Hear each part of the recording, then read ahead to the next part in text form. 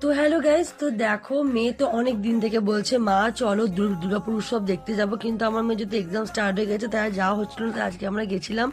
তো আজকে দেখো এসেছে তোমার ক্যাকটাস ব্যান্ড এসছে, তো তার জন্য আমরা দেখতে গেছি। আর প্রথমে তো এত ভিড়ে আটকে গেছিলাম, ভাবতেই পারিনি যে এই এই গেটে দিয়ে ঢুকবো।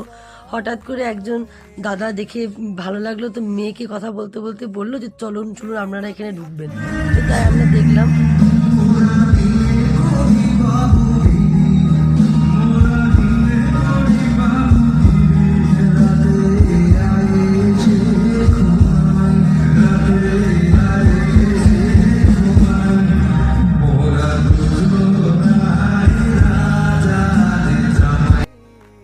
তো যাই হোক, প্রোগ্রামটা খুব ভালো লাগলো, কিন্তু আমি বেশিক্ষণ দেখতে পাইনি কারণ আমার মেয়ের কালকে এক্সাম আছে।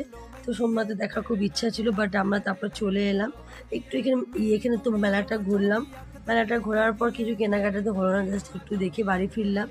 তো এখন মেন হচ্ছে 15 তারিখে একজন বড় আর্টিস্ট আসবে, তো জাভেদ আলী। তো সেই জন্য ভাবছি আর আদৌ ওখানে পৌঁছাতে পারবো কিনা, কেন সেদিন প্রচণ্ড ভিড় হবে, বলিউড সিঙ্গার যেহেতু।